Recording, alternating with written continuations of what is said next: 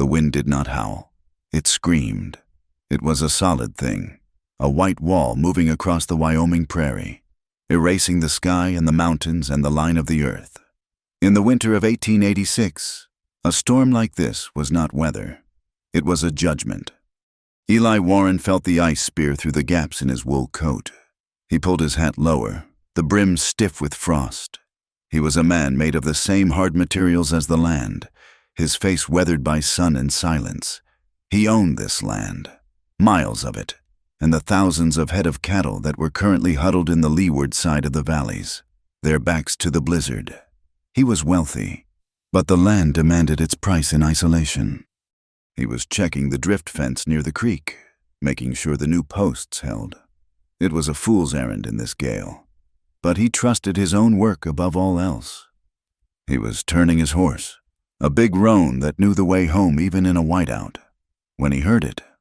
It was not the wind, and it was not a coyote. It was thin, high, and human. Eli stopped. He listened. The wind ripped the sound away, then brought it back. A cry, weak, desperate. He cursed, not in anger, but in habit. Trouble. Trouble always came from the outside. He nudged the roan toward the road, a track that was now only a suggestion under 3 feet of snow. He squinted into the flat, endless white. Another cry, closer now. He swung down from the saddle, his boots sinking deep. The wind tore at him, trying to push him over. He moved toward a large drift that had piled against the remnants of a summer fence line.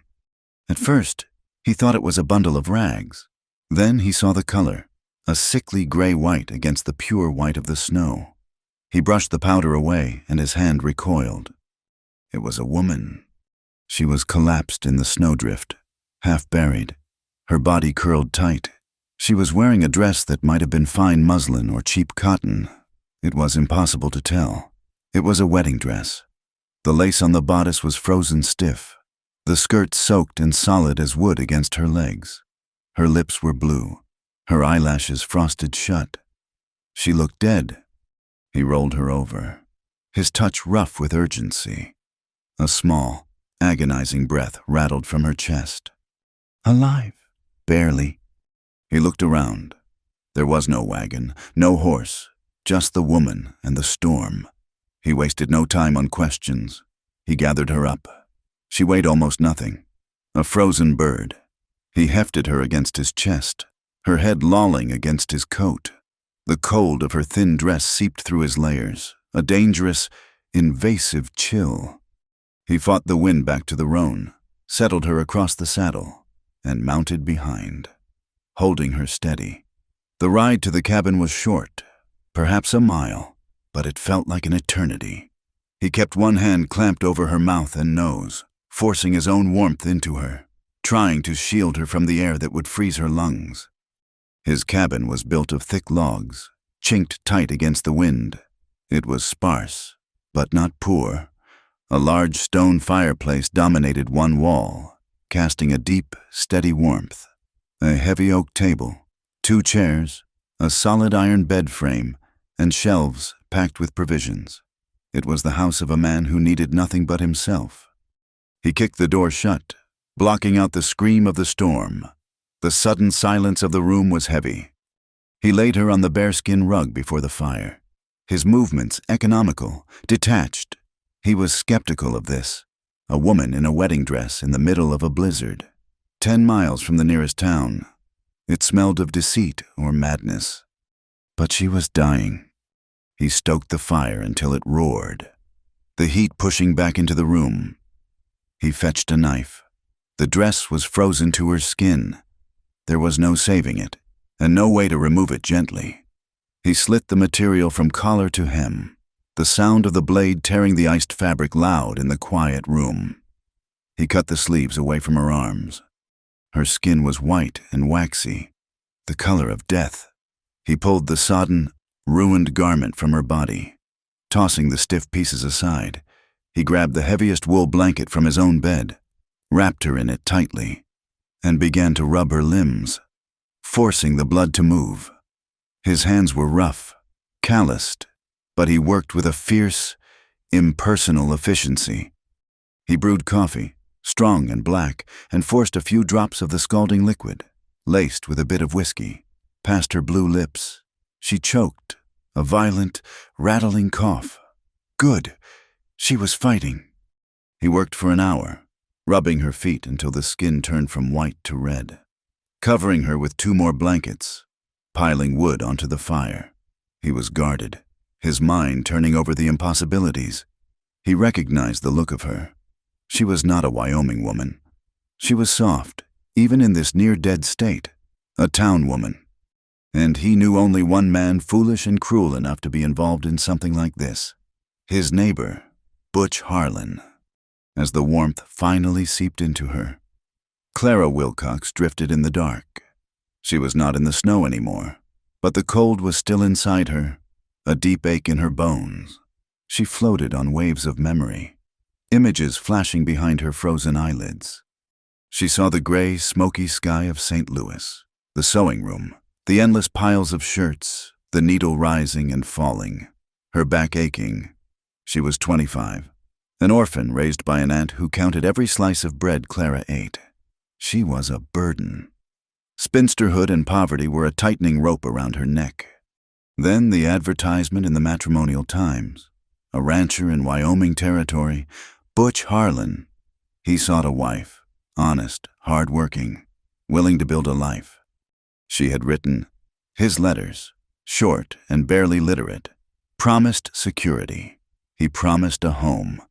She had scraped together her last dollars, sold the one thing her mother had left her, a silver locket, and bought a one-way ticket west. She remembered the train, the endless click of the wheels, the hope that tasted like dust in her mouth. She had worn her mother's wedding dress. It was all she had that was fine. The depot at Cheyenne was small, just a wooden platform and a cold, pot-bellied stove in the station master's office. She had arrived at noon. She waited. The station master looked at her with pity as the afternoon light faded. He said he'd be here, she insisted, her voice small. Butch Harlan? The station master had spat into the stove. He said a lot of things. At 3 o'clock, the hope began to chill. At 5 o'clock, the sun set, turning the snow outside the window a deep, bruising purple. The last train of the day had pulled out, heading east. At 6 o'clock, the station master locked his office. You can't stay here, miss, and the storm's turning mean. You best find a room at the hotel. I have no money for a hotel, she whispered. The truth was stark and ugly. He had sighed, given her directions. Harlan's place is about 12 miles north. You follow the creek road, but miss, in this weather, it ain't safe. She had been more afraid of returning to Missouri in shame than she was of the cold. Butch must have been delayed. An accident with the cattle. He would be at his ranch, waiting, worried. She had taken the map he drew on a scrap of paper. She had stepped off the platform. The wind hit her first. She had walked for an hour, maybe 2. The snow began to fall, thick and wet, clinging to her dress, soaking the hem. The road disappeared. The creek disappeared. There was only the white, driving wind and the crushing realization. He had never intended to come. She was abandoned, unwanted merchandise, left to spoil on the platform. The cold found her. She wandered, screaming his name, Butch Harlan, until her throat was raw and her voice was stolen by the gale. She fell. She got up. She fell again. Finally. She had curled into the snowdrift, the cold becoming a strange, sleepy warmth. She had just wanted to rest, just for a moment. Clara's eyes snapped open. The world was brown and orange. Wood. Fire. She was wrapped in something heavy, something that smelled of wool, tobacco, and man. She was warm, impossibly warm. She tried to sit up, but a wave of dizziness slammed her back. A man stood by the fire, his back to her. He was large, broad-shouldered, pouring coffee into a tin cup. The relief was so sudden, so overwhelming. It choked her. He had come, He had found her after all. Mr. Harlan? Her voice was a dry croak. I am so sorry. I must have gotten lost. The man froze. He did not turn around for a long moment. When he did, his face was hard, the lines around his eyes deep. He was not the man from the blurry photograph she'd received. This man was older, harder, and his eyes, a clear, cold gray, held no welcome. I'm not Butch Harlan, he said. His voice was a low rumble, like rocks grinding together.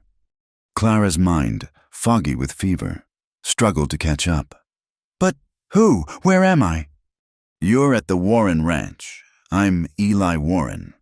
He looked at the ruined wedding dress, now drying stiffly by the hearth. Harlan's place is 5 miles south. You were walking the wrong way. He held out the tin cup. Drink, it's hot. She reached a trembling hand from the cocoon of blankets. Her fingers brushed his. His hand was scarred, the skin rough as bark. She flinched. He pulled his hand back as if burned. You were half dead in a snowdrift, he stated, his tone flat, devoid of sympathy. Near my property line. The shame hit her, colder than the blizzard. Abandoned by one man, rescued by another, a stranger. She was in his cabin, wearing, she realized with a jolt, only the wool blankets. I am grateful, Mr. Warren, she stammered, pulling the blanket tighter. I owe you my life. Eli grunted, turning back to the fire. He had no use for her gratitude. He had seen women like her before, though perhaps not in such dramatic circumstances. Soft hands, pretty faces, and eyes that calculated the value of a man's land. He prepared a pallet of blankets for her near the stove, as far from his own bed as the small cabin allowed. You'll sleep there, he commanded, not looking at her. The storm settled in, looks to be a bad one. When it clears, I'll take you to town. Please, I cannot go to town, she whispered, panic rising. I have nothing, no money. That's not my concern, Eli said curtly. You can't stay here. The silence in the cabin stretched, broken only by the crackle of the fire and the unending assault of the wind on the log walls. Clara's presence was an invasion. It stirred things Eli had buried deep. He remembered another woman, years ago, a woman who had smiled at him, who had promised him comfort, who had sat at this very fireplace. She had wanted his land, and when he wouldn't give her half, she had turned to Butch Harlan, weaving a web of lies that had nearly cost Eli everything. He had won that fight, but the cost was this solitude. He had built walls of pine and stone, and walls inside himself. Now, the storm had thrown another woman against those walls. Clara drank the bitter coffee, the warmth spreading slowly through her limbs. She watched him. He moved with a quiet confidence, checking the woodpile, inspecting the seals on the windows. He was a man who left nothing to chance, and he clearly wanted her gone. Night fell. The storm only intensified. Eli sat at the table, cleaning a rifle. The metallic click and slide of the mechanism the only sound. Clara lay on the pallet, the fever returning, bringing with it a deep, racking cough that tore at her chest. She drifted into a fitful sleep, her dreams filled with snow and shadows. She was walking again, the wind tearing at her, and Butch Harlan was laughing at her from the depot platform. She cried out, a small, terrified sound. Eli stopped his work. He looked at her, his jaw tight. She was thrashing, tangling herself in the blankets, her face flushed with fever. He cursed under his breath. He hated this. He hated the complication, the weakness. He walked over, his shadow falling over her. He knelt, his knees cracking. He hesitated, his hand hovering. Hush, he said, his voice rougher than he intended. She cried out again, her hand flying out, grabbing his shirt. Cold, so cold! He sighed, a long, tired breath.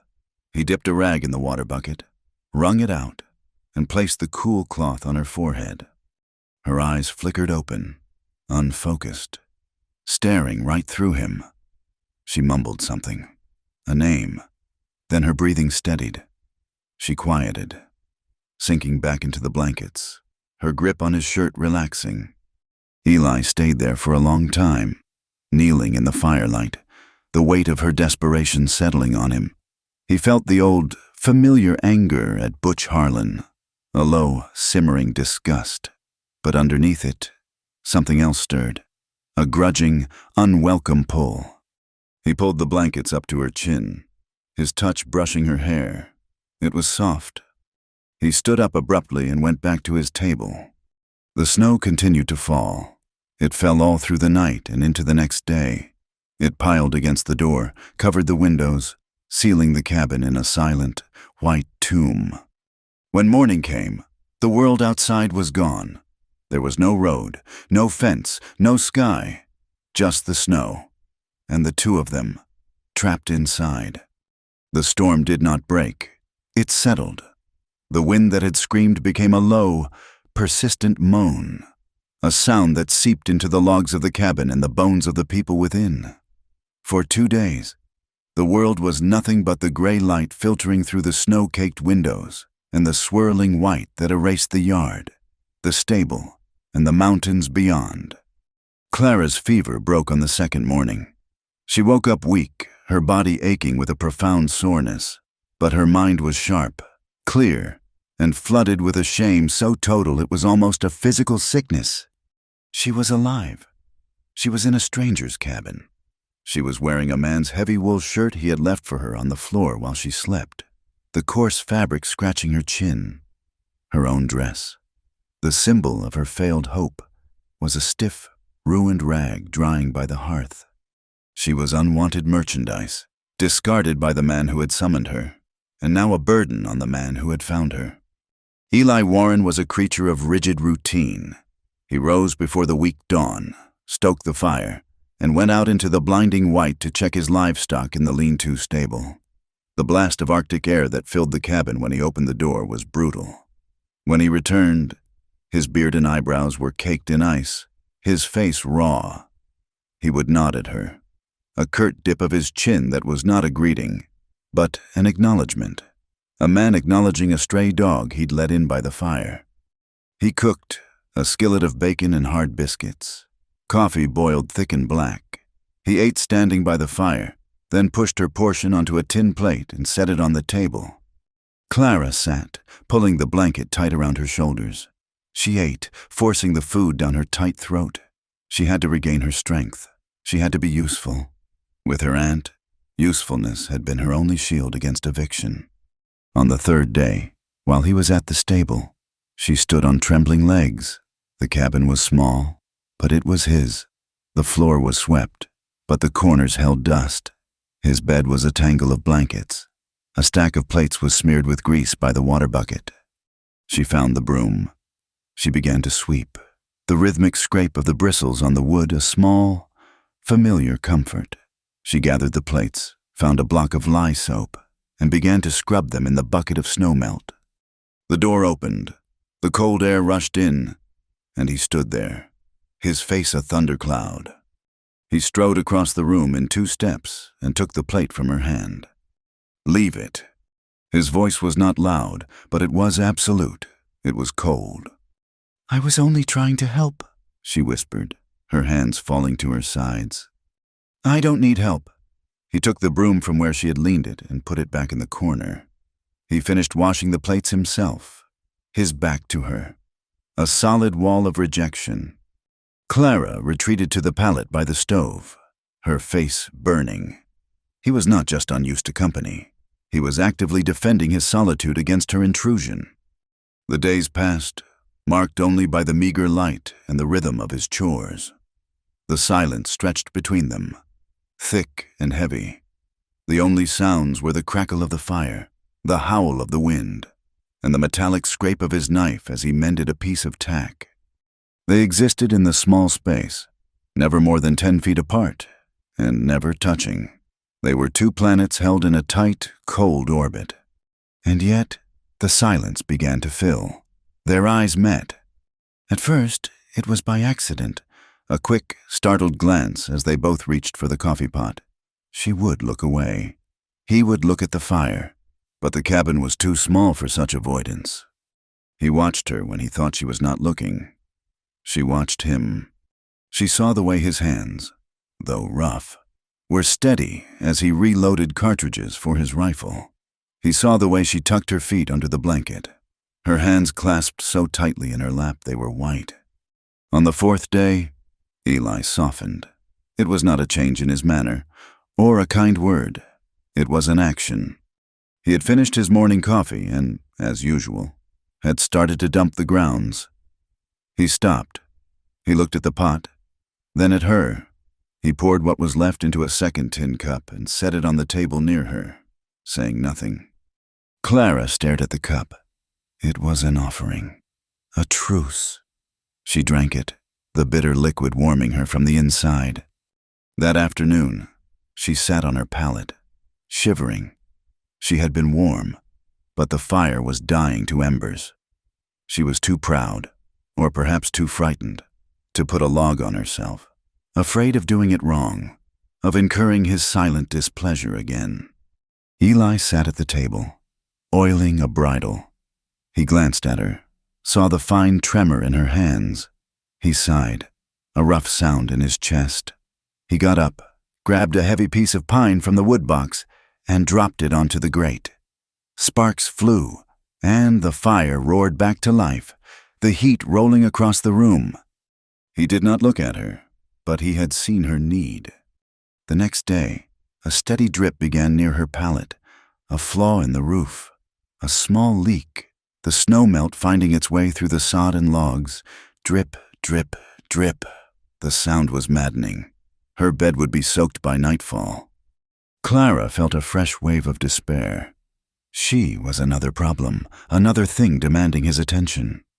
Eli heard it, too. His jaw tightened.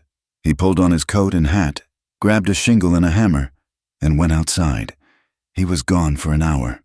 She heard him on the roof, the heavy thud of his boots, the sharp, decisive blows of the hammer, fighting the wind and the ice. When he came back, covered in snow, the dripping had stopped. He did not speak of it. He simply set the wet hammer by the door and went back to his work. But he had protected her. He had kept her bed dry. That night, the quiet was different. It was less empty. Clara sat by the fire, mending the tear in his wool shirt she had borrowed. She was a fine seamstress, her stitches small and neat, almost invisible. Eli was watching her. "You're good with a needle," he said. The sound of his voice made her jump. "It is all I have ever been good for, I suppose," she said quietly, not looking up. He grunted. There are worse skills. A long silence. Then his voice, low and rough. "Why him? Why a man like Harlan?" Clara's hand stilled. She set the shirt down. The question hung in the warm air. She owed him this. She owed him an explanation for the trouble she had brought to his door. "I am 25 years old. Mr. Warren." She stared into the flames. "My parents died of the fever when I was 10.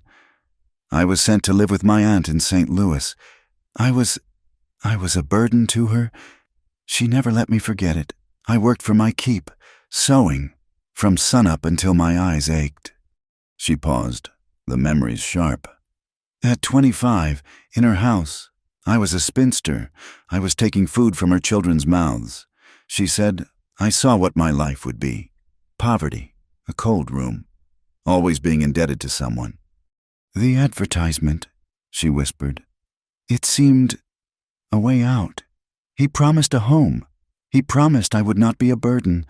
I did not know. I truly did not know what kind of man he was. I only knew I could not stay there." Eli listened, his face unreadable. He had seen the desperation in her, but he had assumed it was greed. He had not considered it was fear. "And you," she said, her voice finding a bit of strength. "Why are you here? Alone? This is a hard land. It seems a fine ranch, but a lonely one." Eli stood and walked to the window. brushing the frost from the pane to look out at the impossible white. "I am alone because I choose to be," he said, his voice flat. "But you were not always—" It was a guess, but she knew she was right. He turned, and the firelight caught the deep anger in his eyes. "I was once." He did not elaborate, and she did not dare ask. But the story hung in the air, unspoken, just as her shame had. The next evening, the tension had eased. They sat at the table, sharing a silent meal of salted pork and beans. Clara, restless, found herself tidying the small shelf near his bed while he was outside. His things were few: a razor, a bar of soap, a pouch of tobacco, a worn copy of Shakespeare, and in a small, rough-hewn drawer, a wooden box. It was dark cherry wood, polished by time, not something a man like Eli Warren would own. She picked it up. A small brass key was taped to the bottom. She turned it. A thin, tinny melody spilled into the cabin. It was a waltz, delicate and clear. It was a sound of another life, of parlors and lamplight, so out of place in this rough, snowbound world that it made her throat ache. The cabin door opened. Eli stood there, snow on his shoulders. He froze, his eyes fixed on the box in her hands. The music played. Clara's hand flew to her mouth. "I am sorry. I found it. I should not have—" Eli did not move. His face was a mask, but his eyes were filled with a pain so deep and raw it stopped her breath. He looked not at her, but at the box, as if it were a ghost. "That was my mother's," he said. His voice was thick. He walked past her, took the box from her hands gently, and the melody wound down, slowing, until it clicked into silence. He did not put it in the drawer. He set it on the high shelf. A final, public burial.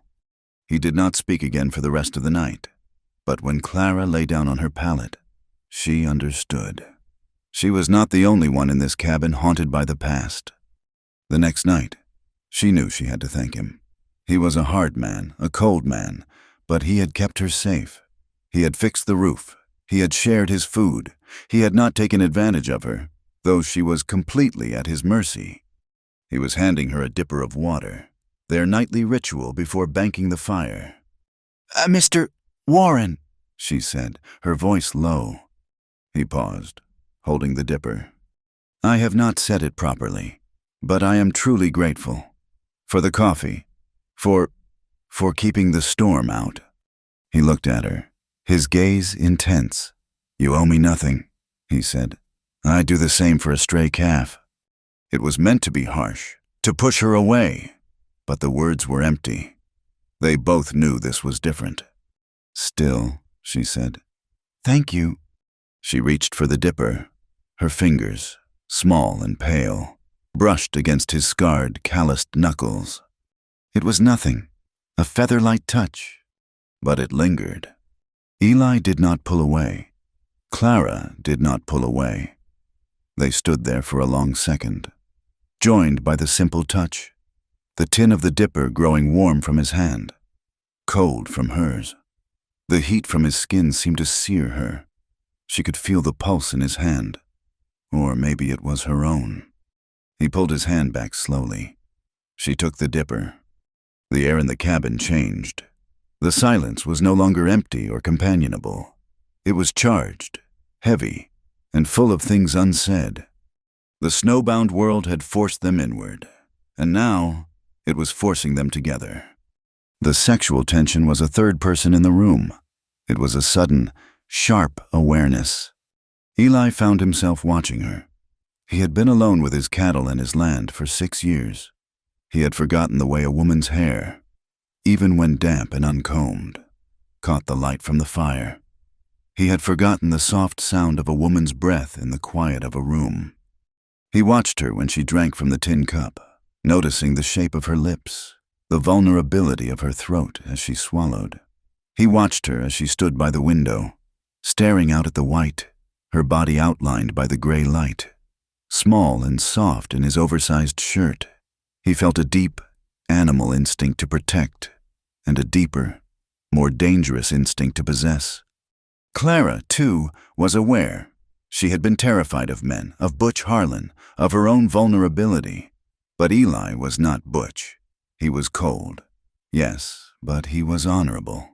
She saw his strength, and for the first time in her life, it did not frighten her. She caught herself staring at his hands. How they could be so gentle with the music box and so strong with the firewood. She watched him when he removed his heavy coat, the way his shoulders strained the fabric of his shirt. He was a massive, solid presence, and the small cabin vibrated with his energy. They moved around each other with a new, strange caution, a breath shared too closely at the stove. As he reached past her for the skillet, a moment their shoulders almost brushed as they vied for space by the fire. Each night, he slept in his bed, and she on her pallet. The 6 feet of open floor between them felt like a canyon, and at the same time, no distance at all. The storm had trapped them, forcing their solitude to crack.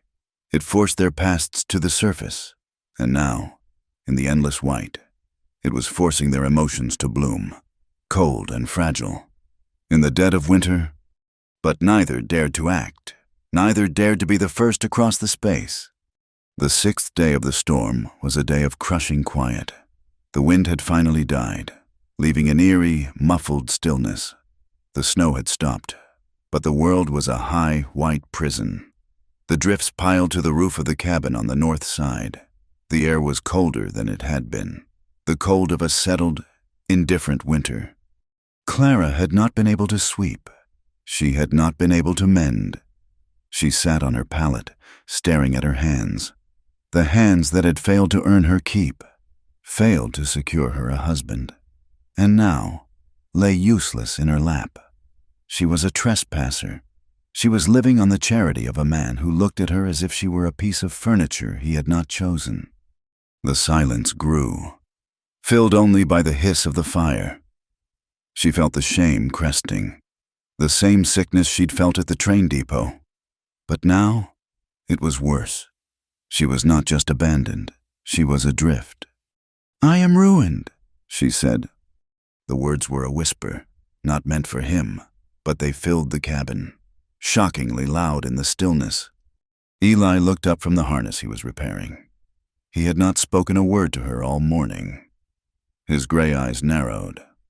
"What did you say?" "I am ruined," she repeated, her voice gaining a thin, brittle strength. She looked at him, her eyes bright with unshed tears.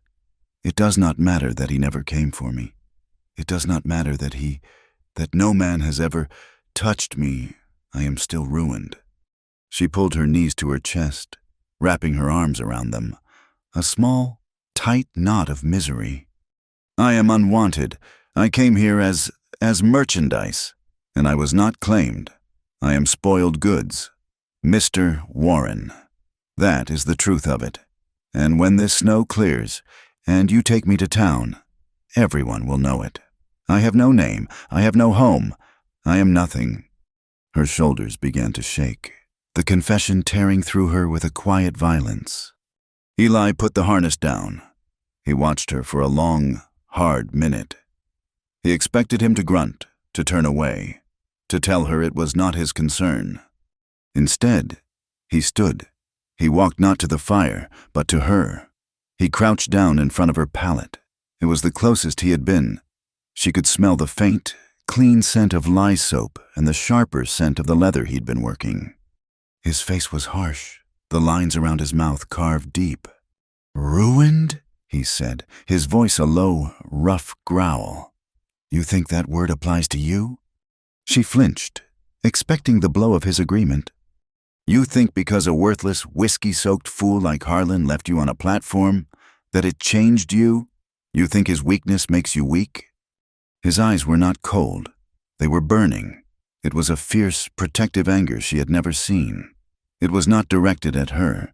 It was directed at the world, at the very idea that had wounded her.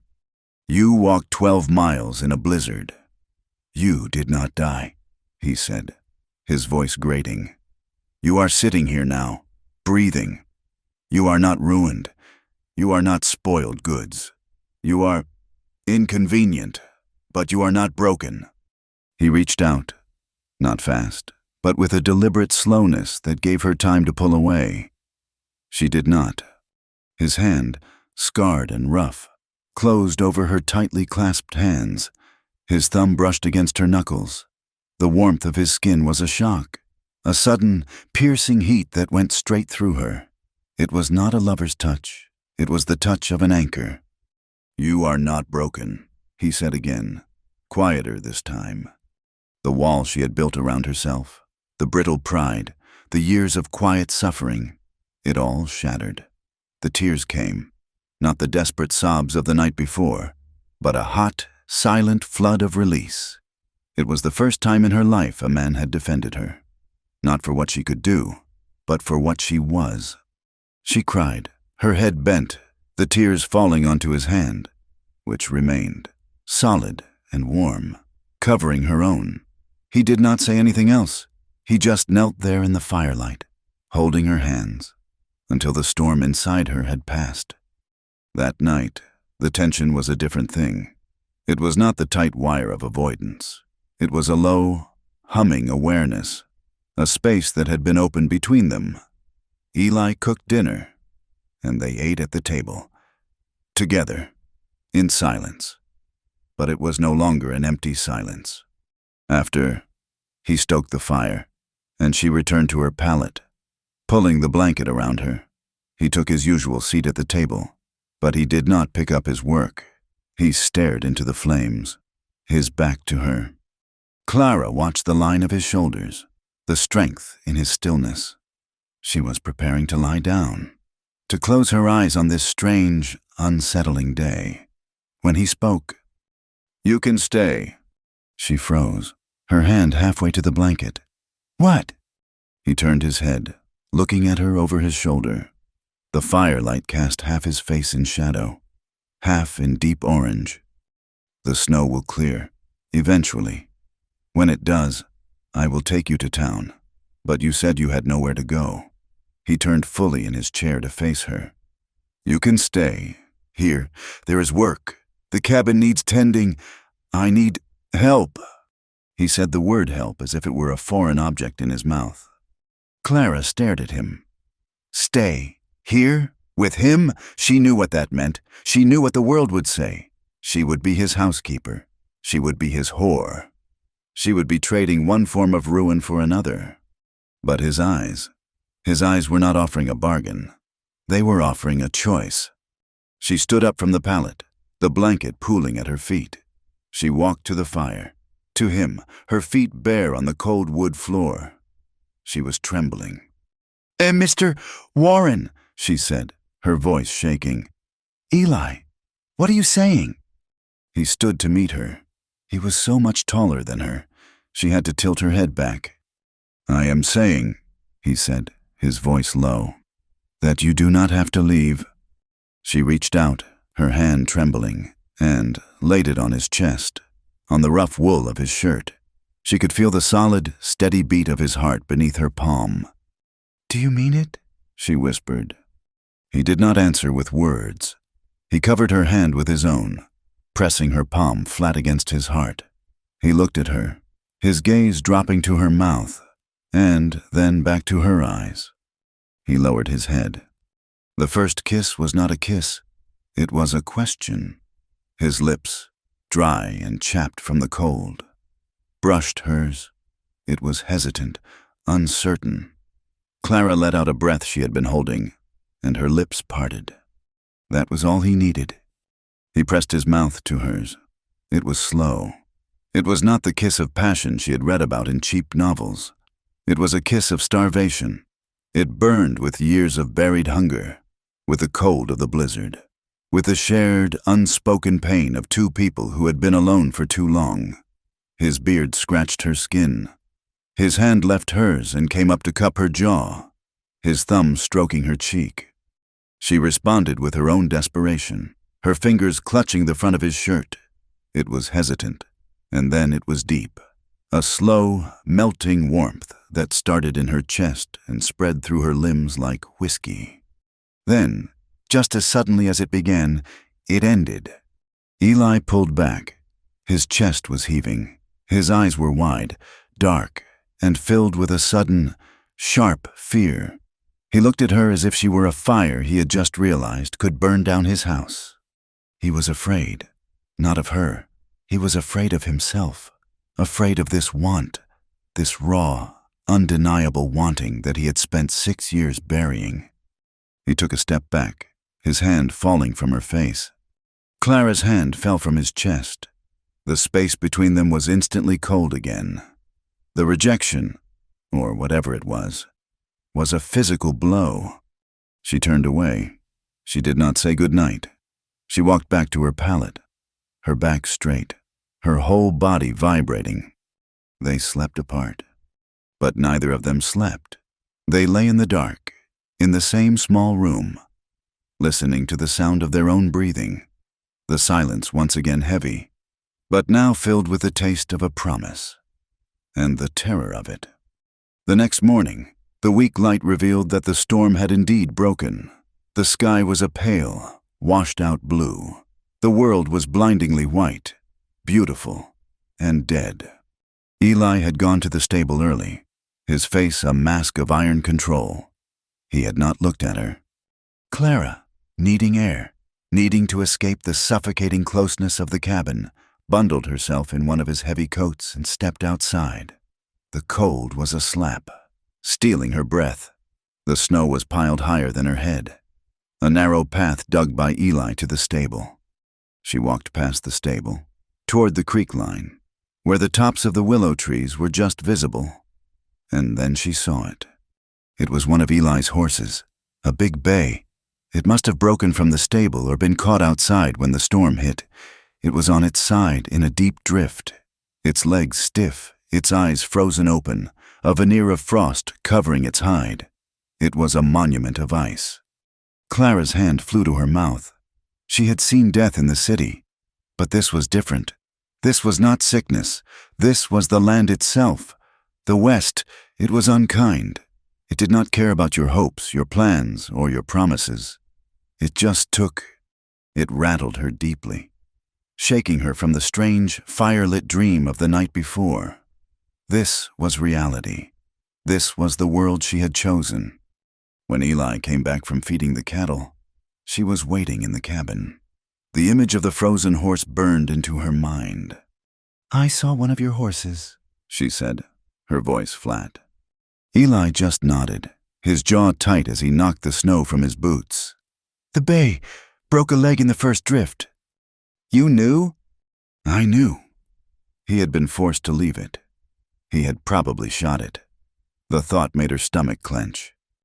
"What kind of man is he?" she asked, the words tumbling out. Eli stopped. "What?" "Butch Harlan," she said. "I saw the horse. I see this land. It is hard. It is cruel. What kind of man is he, truly?" Eli did not say anything. He walked to the fire, picked up the poker, and rammed it into the logs, sending a shower of sparks up the chimney. He turned, and his face was a map of old hatred. His jaw was clenched so tight a muscle jumped. His eyes were flint. And, in his silence, Clara had her answer. He was not just a drunk. He was not just careless. He was a man who inspired this level of quiet, contained fury in a man like Eli Warren. He was a man who would leave a horse to die, and a woman, too. She looked down at her hands. The night before, she had felt his heart. She had tasted his loneliness. She had been offered a place, but she was still afraid.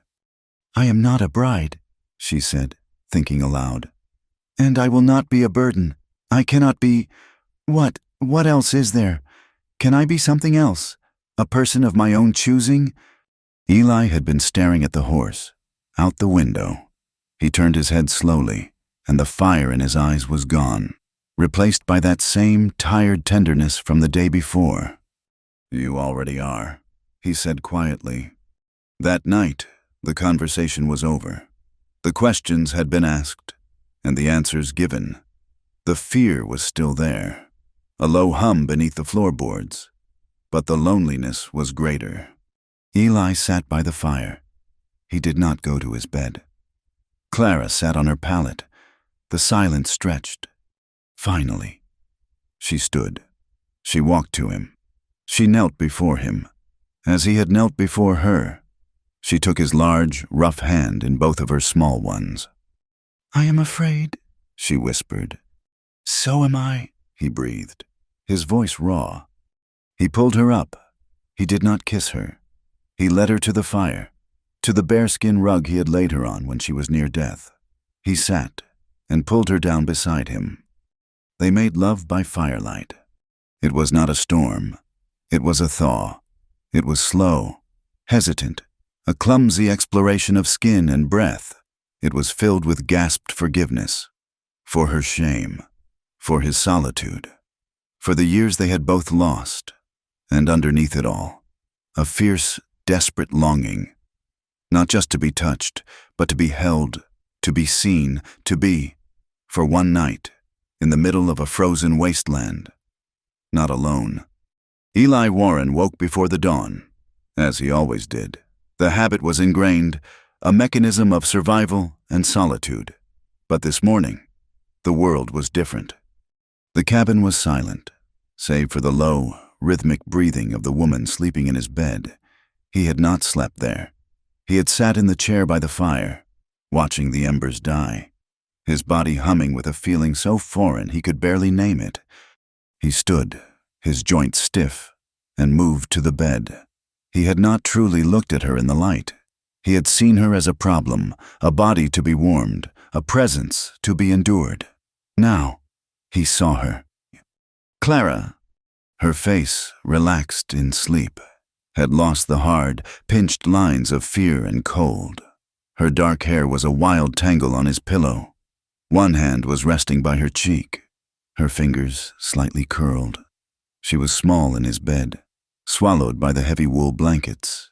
But she was there. He had spent 6 years building walls, and in one night, she had walked through them as if they were mist. What he felt was not triumph. It was peace, a profound, terrifying quiet in his soul, a place that had been loud with anger and memory for so long. And on the heels of that peace, a cold, sharp spike of fear. It was the fear of a man who had just been handed something precious, something he had no idea how to hold, and knew, with absolute certainty, he could not bear to lose. He turned away and built up the fire, his movements sure and quiet. Clara woke to the smell of coffee.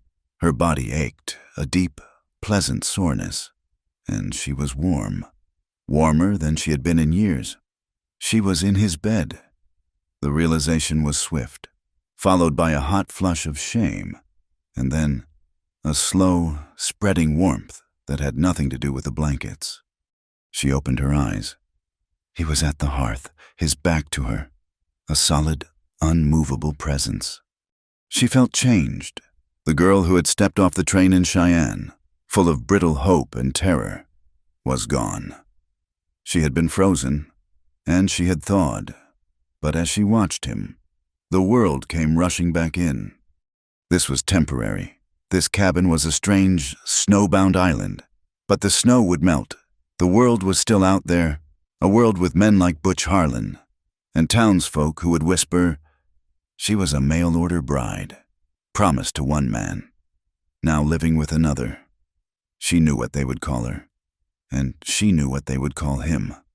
She sat up, pulling the blanket around her. He heard the rustle and turned. Their eyes met. For a long moment, neither spoke. There was no space for apologies, no room for regret. There was only the new, fragile truth between them. "The storm broke," he said, his voice a low rumble. "Yes," she whispered. He poured her a cup of coffee and handed it to her. Their fingers did not touch. Later that morning, they went outside. The world was an agony of white. The sun on the snow was so bright it was painful. A clean, blinding sheet of diamond dust thrown over the entire world. The air was so cold it burned the lungs, but it was still, the wind was gone. They stood on the small patch of porch Eli had shoveled clear. The snowdrifts were high as a man's head, sculpted by the wind into strange, beautiful blue-shadowed waves. It was no longer just cold. It felt like a beginning. "I have never seen so much quiet," Clara said, her voice hushed. "It will not last," Eli said, but he was looking at her, not the snow. The drifts kept them prisoners for 3 more days. They were not the same days that had passed before. The silence was gone, replaced by the small sounds of a shared life. He taught her how to bank the fire. She mended his coat, her stitches neat and firm. They ate at the table, a strange, hesitant domesticity settling over them. They spoke of small things, the cattle, the hard winter of '78, the way the snow fell in St. Louis. They did not speak of the night on the rug. They did not speak of Butch Harlan. They did not speak of the future. And they did not touch. Not once. It was an unspoken agreement. To touch again would be to admit how much they both wanted it. And the world was too close now. On the 4th day, Eli rode out to check his fences and his herds, disappearing into the blinding white. He returned at dusk, his face grim. "The road to town is passable. Barely." Clara's heart sank. The island was sinking. The next day, she heard it, the sound of a horse, struggling through the deep drifts on the main road. It was not Eli's roan. It was a heavy, clumsy sound. Eli was outside, splitting wood. He heard it too. He put the axe down and turned toward the road, his body going still. A man on a mottled gray horse appeared, his figure dark against the snow. He was a large man, his face puffy and red from cold and whiskey. He wore a buffalo coat that was stained down the front. He pulled the horse up short, 10 yards from Eli.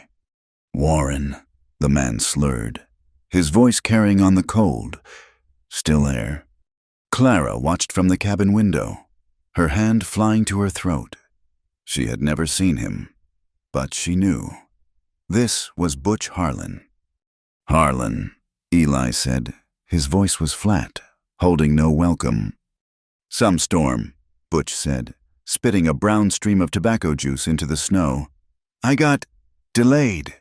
In town. You seen anything pass this way?" "What are you looking for?" "Butch." "A woman.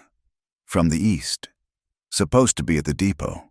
He squinted at the cabin, and a slow, ugly smile spread across his face. He had seen the smoke. He had probably seen her shadow in the window. "Heard a rumor you found something in a snowdrift." "She is under my roof," Eli said. The words were quiet, but they were hard as iron. Butch's smile faded. "Under your roof? That's my property you got under your roof. Warren, she was promised to me. I got the letters to prove it." "She was freezing to death on the road you left her on," Eli said, his voice dropping. "She is not property, and she is not yours." "The hell she ain't!" Butch's voice rose, cracking. "I paid for her passage. You think you can just steal what's mine? You, with your thousands of acres. You gotta steal my woman, too?" "She is not leaving this cabin," Eli said. He took 1 step forward. Butch's hand went to the saddle scabbard and pulled out a rifle. He was clumsy with drink, but the rifle was steady when he leveled it. He did not point it at Eli's chest. He pointed it at the cabin door. "You send her out, Warren, or I'll burn you out." "Put the rifle down. Butch." "Send out the whore," Butch screamed, his face turning purple. "She was supposed to be my wife, and now she's your whore. Send her out." Inside, Clara heard every word. The word whore struck her like a physical blow. She felt the blood drain from her face, felt the floor tilt. For a second, she was the girl on the platform, the girl in the snowdrift, weak and ruined. But then the image of Eli's face in the firelight came to her. "You are not broken." She was shaken. She was terrified, but she refused to cower. She walked to the cabin door and put her hand on the latch. "Clara, no!" Eli's voice was sharp, a command. He had seen her. Before she could open it, another sound came, a third horse, moving at a steady trot. "Put it down. Butch! The voice was tired, full of authority. A man in a heavy sheepskin coat, a tin star pinned to it, rode up. He was a man in his 50s, his face weary. "Sheriff Brody." "Sheriff," Butch grumbled, lowering the rifle but not putting it away. "This ain't your concern. This is between me and Warren." "It is my concern when you're pointing a Winchester at a man's house in broad daylight," Brody said. He looked from Butch's angry, drunk face to Eli's cold, furious one. He sighed. He looked at the cabin. "Eli, you got a woman in there?" "I do," Eli said. Mrs. Clara Wilcox?" "Yes." "Well, hell," the sheriff said, rubbing his mustache. He looked at Butch. "He's got a right to be angry. Eli, the law's a murky thing on this. She was contracted to him. He paid her passage. In the eyes of some, she's his." "She was abandoned," Eli said, his hands clenched into fists at his sides. "Left for dead. That breaks any contract." "Maybe it does, maybe it don't. That ain't for me to decide out here in the snow. That's for a judge. And until then, it's a mess." The sheriff looked at Clara, who was now visible, standing in the open doorway, her face pale but her eyes fierce. "Ma'am," he said, nodding. "This is a bad situation." He turned back to Butch. "You go home. Sleep it off. You ain't taking her today, not like this.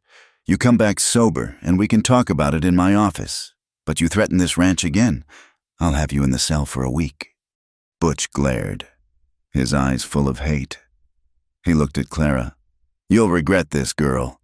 You'll be begging to come to me by the time this is over. You chose the wrong side." He spat in the snow again, wrenched his horse around, and rode off. The sheriff stayed, watching him go. He looked at Eli. "You just brought a whole world of trouble onto yourself, Eli. You know that, right?"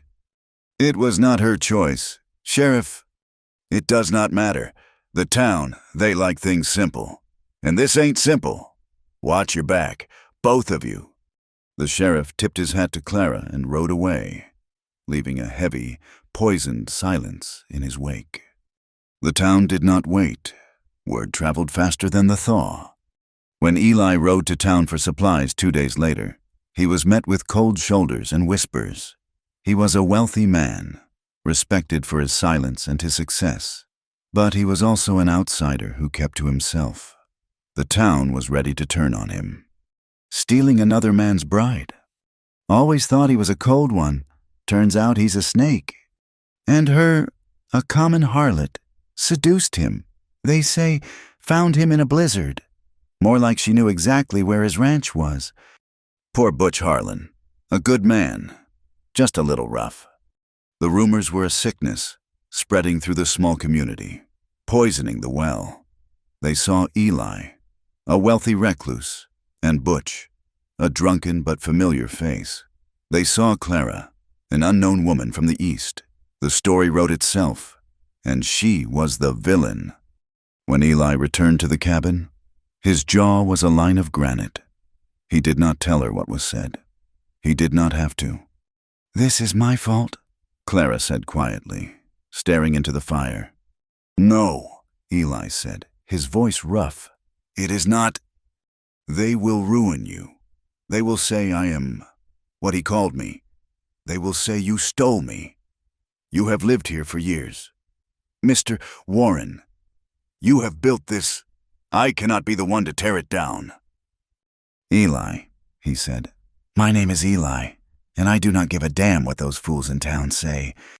"But I do," she said, turning to him, her eyes bright with a new, terrible pain. "I do. I lived my whole life as a burden. I will not be your shame. I will not be the woman who ruined Eli Warren." "You have not ruined me. Clara," he stepped toward her, his face softening. "You are the only thing that has made sense in this place for 6 years." He wanted to touch her, but he did not. He was afraid if he did, he would never let her go. She insisted she should leave, go to Cheyenne, find work as a seamstress. He refused. He told her she was staying. He told her she was safe. But she watched him. She saw the new lines of strain around his eyes. She saw him checking the perimeter of the ranch, his rifle always in his hand. He was not just protecting her. He was protecting his land, his life. From the fallout of her presence, the peace she had seen in him was gone, replaced by the old, familiar guard. She loved him. The realization was as simple and as absolute as the cold. She loved his quiet strength, his hidden tenderness, his harsh honor. And it was because she loved him that she knew she could not stay. He was too proud to send her away, and she was too full of love to watch the world tear him apart because of her. One morning, just as the sun was touching the tops of the snowdrifts, Eli woke. The cabin was cold. The fire was dead. He sat up, a sudden, cold dread in his chest. Clara? There was no answer. Her pallet was empty, the blankets folded neatly. He looked on the table, a piece of paper torn from one of his ledgers. Was there? He picked it up, his hand trembling. The writing was neat, the letters precise, but they wavered, as if written through tears. My dearest Eli, you saved my life. You gave me back a soul I thought was lost. I love you for it. I love you more than I can say. That is why I must go. I will not be the scandal that destroys you. I will not bring you shame. Please do not come for me. I am not broken. Not anymore. Yours, Clara. He crushed the paper in his fist. He ran to the door and threw it open. The snow was beginning to melt.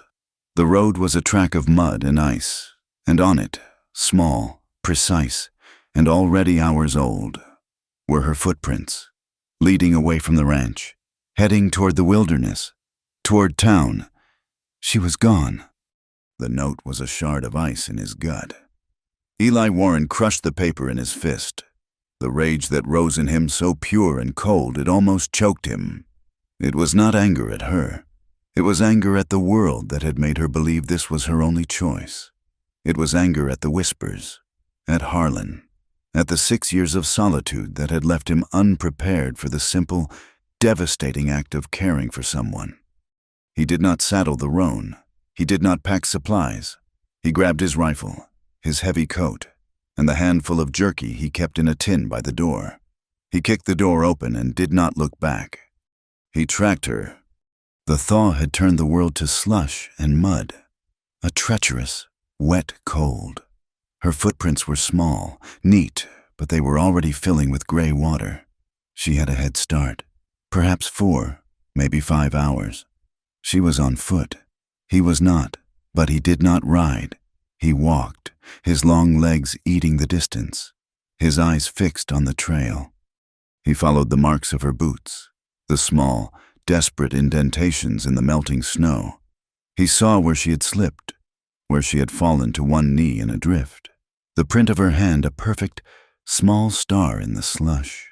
He imagined her cold, alone, her heart breaking, walking away from the only safety she had found because she thought it would save him. The thought fueled his pace, turning his walk into a relentless, ground-eating stride.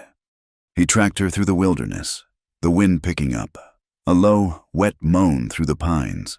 He crossed the half-frozen creek, the ice cracking under his weight, the frigid water soaking his boots.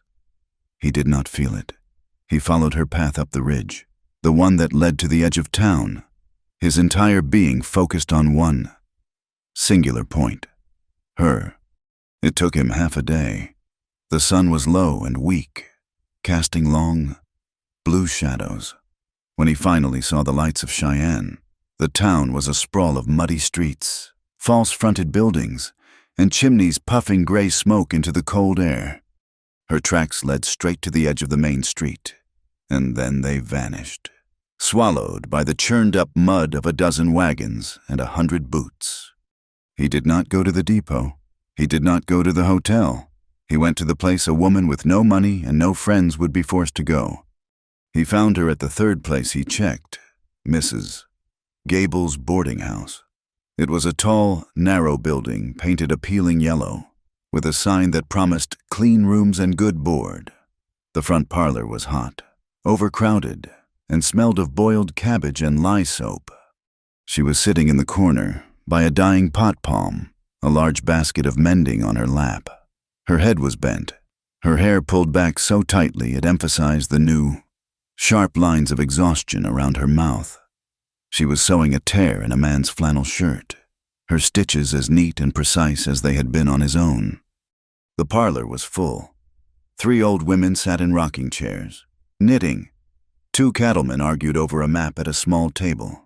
Mrs. Gable, a woman built like a stack of flour sacks, was watching Clara from the doorway, her arms crossed, her face a mask of sour judgment. Eli stood in the entryway, the cold air rushing in with him. The talking stopped. The cattlemen looked up. The rocking chairs went still. Clara did not look up. She kept sewing, her stitches becoming faster, more frantic. She knew. He walked into the room. His boots, caked in mud and ice, stained Mrs. Gable's clean-swept floor. He did not care. He stopped in the center of the room, his shadow falling over her. "Clara!" His voice was not loud. It was a low, rough thing, but it cut through the silence like a blade. She flinched. Her needle hand stopped. She closed her eyes for a single, agonizing second.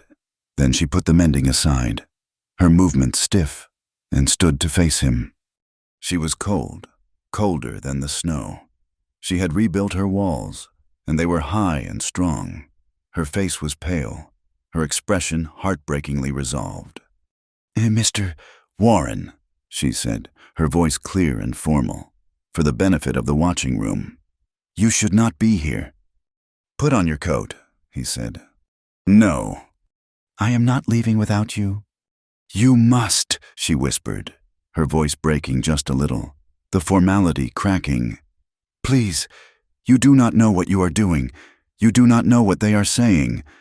"I know what they are saying," he said, his voice flat. He looked at Mrs. Gable, at the knitting women, at the cattlemen, his gaze a cold sweep of iron. "And I do not give a damn. I am here for you." "You cannot," she said, her eyes filling, but she did not let the tears fall. She was heartbreakingly strong. "I will not be your scandal, Eli. I will not be the woman who ruins your life. I am doing this for you." He took the 2 steps that separated them. He stood so close he could see the pulse beating in her throat, the tremor in her hands. "Do you think I care about my life without you in it?" he asked, his voice so low only she could hear it. "Do you think I care about the ranch, or the cattle, or the whispers of these fools? If you are not there—" He raised his voice then, loud enough for every person in the room to hear. "If I lose you, Clara, nothing else I have means a damn—" She gasped, her hand flying to her mouth, and he kissed her. He did not ask, he did not hesitate. He put his cold, chapped hand on her jaw, tilted her head back, and kissed her in front of everyone. It was not the slow, hesitant kiss of the cabin. It was a claim. It was raw, desperate, and full of the cold wind and the mud and the entire, brutal day of tracking her. It was a kiss that said mine, not as property, but as a fact, as the center of his world. The room exploded. Mrs. Gable let out a sound like a stepped-on chicken. One of the old women gasped, dropping her knitting. The cattlemen stared, their mouths open. Clara was stunned. She was frozen for a second. Then, with a small, broken sob, she melted against him. Her hands came up and clutched the front of his coat, and she kissed him back, a frantic, answering message of love and fear and relief. He broke the kiss but did not let her go. He kept his hand on her face, his thumb stroking her cheek, his eyes locked on hers. "We are going home," he said. "Eli," she breathed, her fight gone. "This ain't no place for that," Mrs. Gable shrieked, finding her voice. "A respectable house, and you, girl, I gave you a room, and you bring this shame, after what that poor Mr. Harlan! Eli turned his head, his gaze pinning the woman to the wall. He did not raise his voice. You will be quiet. Mrs. Gable's mouth snapped shut. Where is he? Eli asked Clara, his voice soft again. What? Harlan, where is he? I do not know. The saloon, I suppose. Eli, no, please. Wait for me here, he said. He kissed her forehead, a hard, quick press of his lips. Do not move. He turned and walked out of the boarding house. The parlor was silent. Clara stood, her lips bruised, her heart hammering, watching him go. Eli walked down the main street. The mud sucked at his boots. People saw him, the whispers starting, but they parted to let him pass. He was a man on a mission, his face a mask of cold, controlled fury. He kicked open the doors of the Golden Nugget Saloon. The saloon was warm, smoky, and loud. A piano player was butchering a tune in the corner. Men lined the bar, and a game of faro was underway in the back. Butch Harlan was at the bar, a half-empty bottle in front of him, bragging to the bartender. She'll come crawling back. Butch was slurring, loud enough for the room to hear. A woman like that, she knows where the money is. And Warren, he'll get tired of her, and I'll be waiting. The saloon door slammed against the wall. The piano player stopped. The talk died. Butch turned, a sloppy grin on his face. Well, speak of the damn devil. Come for a drink. Warren, or you here to pay me for the woman? Eli walked slowly toward him. He stopped 10 feet away. This ends, Eli said. Oh, it ends.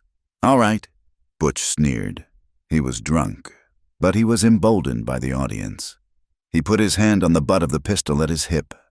You stole my bride.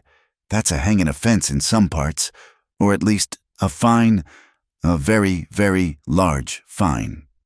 This is not about honor, Eli said, his voice cutting through the smoke. You have none. This is not about a contract. You broke it. This is about you and me, and the fact that this county is not big enough for both of us. He was not challenging him for honor. He was challenging him to end it. Butch's face went purple. He had been playing the victim for a week, and Eli had just called him a fraud in front of the whole town. You bastard! Butch sputtered. He fumbled for his gun. He was drunk. He was sloppy, but he was fast enough to clear the leather. Eli was faster. He had not come for a fair fight. He had come for a reckoning. He lunged forward, not for his own gun, but for Butch. He moved under the arc of the pistol, grabbing Butch's wrist with one hand and driving his other fist, a solid wall of bone and ice, into Butch's gut. Butch let out a whoosh of air and whiskey. The gun went off. The sound was deafening in the small space. The bullet tore through the sleeve of Eli's coat, a searing, white-hot line of pain across his left arm. Eli ignored it. He slammed Butch's gun hand against the bar, the bone cracking with a sickening snap. The pistol clattered to the floor. Butch screamed, a high, thin sound. Eli did not stop. He grabbed the front of Butch's buffalo coat and threw him, a full-grown man, over the faro table. Cards and chips exploded into the air. He was on him in an instant. He hit him, once, twice, a third time. It was not a fight. It was a dismantling. It was 6 years of solitude, a decade of buried rage at this man, and a new, terrifying love for the woman Butch had tried to destroy. You will never touch her, Eli said, his voice a low growl, each word punctuated by a blow. Eli, stop! The voice cut through his rage. Clara stood in the doorway, her face white with terror. She had heard the shot. She had run. Eli froze, his fist raised. He was straddling Butch, who was a blubbering, broken mess, his nose and mouth a ruin. Eli looked at his fist, covered in another man's blood. He looked at Clara. He stood up, breathing hard, the adrenaline fading, the pain in his arm surging to life. A dull, heavy throb. Blood was soaking his sleeve, dripping from his fingertips. The men in the saloon stared. They had seen a bar fight. They had just witnessed an execution, saved at the last second. Clara rushed to him. She did not look at Butch. She did not look at the staring men. She looked only at Eli, at his arm. "You are hurt," she breathed, her hands hovering, afraid to touch him. "It is nothing." She tore a long strip from the hem of her petticoat, her hands shaking but her movements sure. She ripped his sleeve open, exposing the bloody furrow where the bullet had grazed the muscle. It was deep, but it had gone clean through.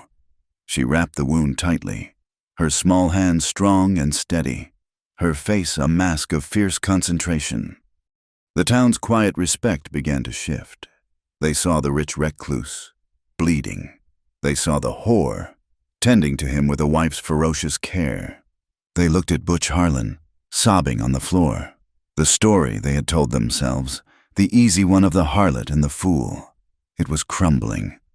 Sheriff Brody pushed through the crowd, his face grim. He took in the scene. Butch broken, Eli bleeding, Clara holding him. He nudged Butch with his boot. "Get up, Harlan!" Butch moaned. Brody sighed. He looked at Eli. "You all right, Warren?" "I am." "He is not," Clara snapped, her voice sharp. "He has been shot." Brody looked at the wrapped arm, and then at Eli's face. He nodded, a new respect in his eyes. He turned back to Butch. "This has gone on long enough. You have been a poison in this county for a decade. You abandoned that woman. You tried to kill this man. I want you out of my jurisdiction by sunrise. You come back. I will charge you with attempted murder and every other thing I can think of. You are done here." Butch was helped to his feet by two men, and he stumbled out the door. A broken, finished man. Brody looked at Eli and Clara, standing together, splattered in blood and whiskey, in the ruins of the saloon. "Go home, Warren," the sheriff said, his voice tired. "Go home, and get that arm looked at." Eli nodded. He put his good arm around Clara's waist and held her tight. He looked at the stunned, silent room, then walked them both out of the saloon, into the cold, clean air. They rode the roan back to the ranch, Clara sitting in front of him, her back pressed against his chest. Neither spoke. The wind was cold, but she was a furnace against him. Back at the cabin, the world outside fell away. It was their space again, their island. She sat him by the fire, her face pale but her hands steady. She fetched the bottle of whiskey, not for drinking, but for cleaning. "This will hurt," she said. "I know." She poured the liquor over the raw wound. He hissed, his body going rigid, but he did not make a sound. She cleaned the blood, her touch gentle but firm. She found his sewing kit, the one for mending tack, and threaded a needle. She stitched the wound closed, her work as neat and fine as it had been on his shirt. He watched her face, the fierce concentration, the way she bit her lip. By the time she was done, the fever had set in. The wound was clean, but the day had taken its toll. He was shivering, his skin pale and slick. She helped him to the bed, the one he had given her. She pulled the blankets up, but he was already drifting, the pain and the blood loss pulling him under. He whispered. His voice was thick, his defenses gone, burned away by the fever. "Clara," he mumbled, his hand fumbling for hers. "I am here, Eli." She took his hand. It was hot, and so large it swallowed hers. "You left!" It was an accusation, but it was filled with a child's broken-hearted confusion. "I am here now," she whispered, her tears finally falling, spotting his hand. "I will not leave again." "Good." He drifted for a moment, his breathing shallow. Then his eyes opened, unfocused, but burning with a new urgency. Need you to belong," he whispered, his words slurring. "Not just stay. Staying is temporary, belonging. That is what I want." She was crying openly now, the tears of a woman who had been given a world she never knew existed. She had been a burden, a piece of merchandise, a scandal. He was offering her a home, not as a guest, but as a part of the foundation. She leaned down, her lips brushing his hot, dry forehead. "I am already yours, Eli," she whispered, her voice thick with love. "I have been since you first held my hand. Not by ownership, not by a promise to a sheriff, but by love. I belong to you. And you, Eli Warren, you belong to me." He did not answer. He had fallen into a deep, healing sleep, his hand in hers, finally relaxed. Spring did not arrive. It fought its way into the world. It came first as a sound, a relentless dripping from the eaves, the crack and groan of the ice on the creek. The snow, which had been a white, silent tyrant, began to recede, exposing the tough, brown grass beneath. The air lost its bite, and a new smell entered the cabin when the door was opened, the smell of damp earth, of pine resin, of life returning. Clara had healed with Eli. His arm, stitched with her steady hand, was now only a long, red scar on his bicep, a reminder of the day he had torn the town's prejudice apart to get to her. The fever had been the last ghost of his old solitude, and when it broke, the man who emerged was quieter, softer, but no less strong. He was a man who had been given a second chance, and he was terrified of fumbling it. They lived in the small cabin, no longer as prisoner and rescuer, but as two people learning the rhythms of a shared life. They did not speak of the future. They did not speak of marriage. The town and its whispers were a distant hum, a problem for another day. They focused on the now, the mending of the fences, the stacking of new firewood, the quiet meals shared by the hearth. But the world was thawing, and with it, the unresolved questions of their lives. Clara found a small, rusted spade by the stable. One morning, when the sun was warm and the last of the snow was a series of shrinking, dirty patches, she took it. She went to the patch of land beside the porch, the earth still hard but workable. She began to dig, turning the soil, pulling the stubborn roots of winter weeds. Eli watched her from the stable, his hands stilled on a piece of leather. He did not understand. A week later, when he returned from a long ride checking the new calves, he found her on her knees in that same patch of dirt. She was planting. He dismounted and walked over. She was gently patting the earth around a series of small, green shoots. "What is this?" he asked, his voice low. "Wildflowers," she said, not looking up. She brushed a strand of hair from her face, leaving a smear of dark earth on her cheek. "I found them down by the creek. Indian paintbrush and some lupine. I thought the porch needed some color." She was planting flowers. In the hard, unforgiving soil of his ranch, she was planting something that had no purpose other than to be beautiful. She was putting down roots. She was turning his refuge, his fortress of solitude, into a home. The simple act undid him more than the blizzard, more than the fight in the saloon. He stood there for a long time, just watching her. That night, the atmosphere in the cabin was different. The unspoken was pressing in. Clara was sitting by the fire, mending a tear in one of her own dresses, the one she had been given by a sympathetic woman in town after the fight. She was aware of his gaze.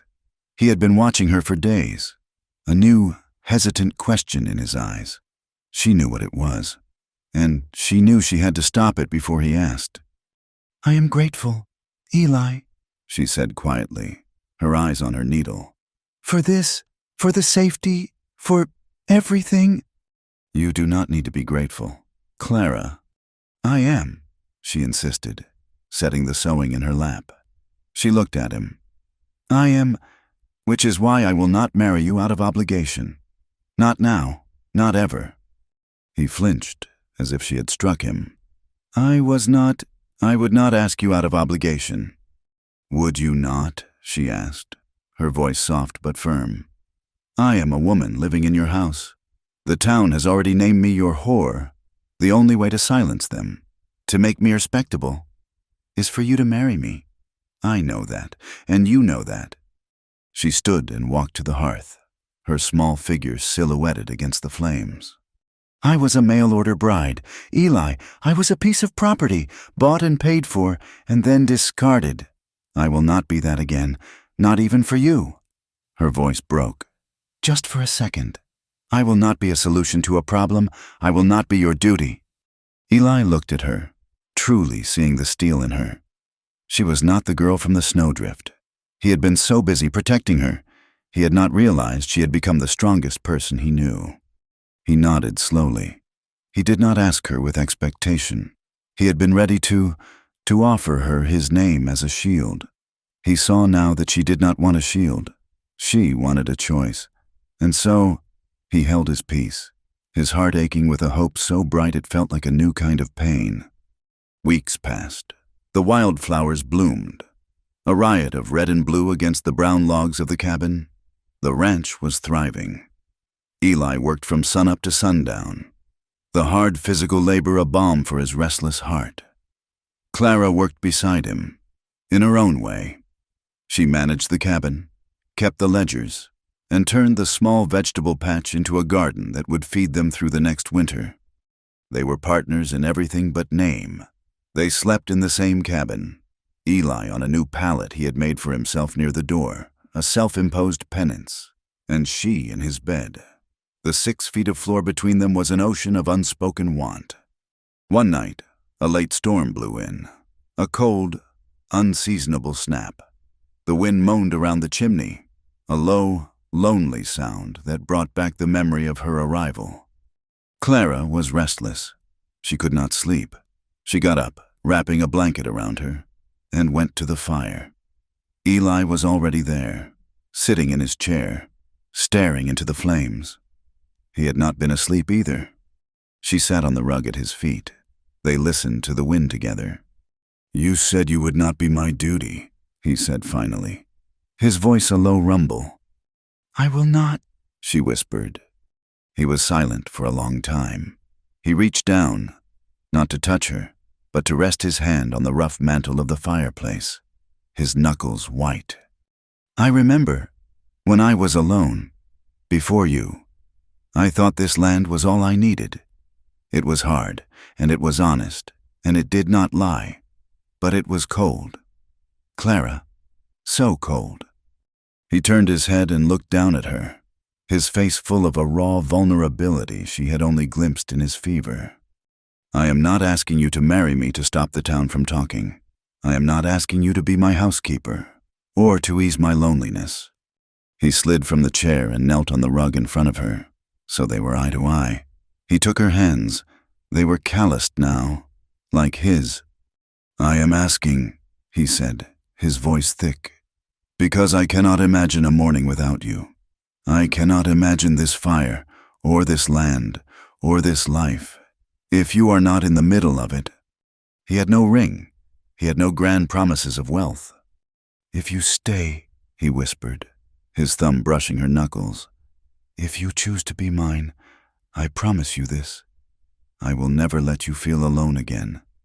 Her tears came, the hot, quiet tears of a joy so profound it hurt. She had been a burden. She had been ruined. And now, she was a choice. She was a necessity. "Yes," she breathed. "Yes, Eli, yes." He did not kiss her. He just held her hands, and they knelt together by the fire as the wind howled outside. 2 solitudes finally, and irrevocably, joined. They married quietly.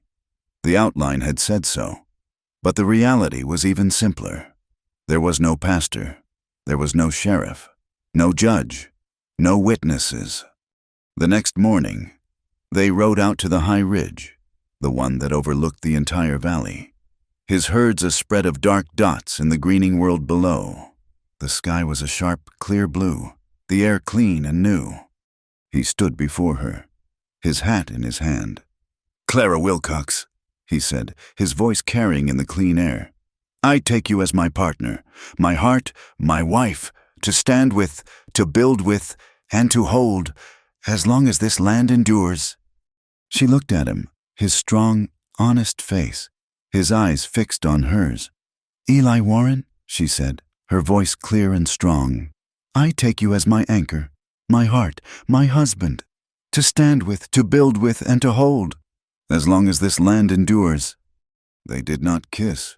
He just took her hand, her small, strong hand, and placed it in his, and they stood there, side by side, married by the hills and the sky.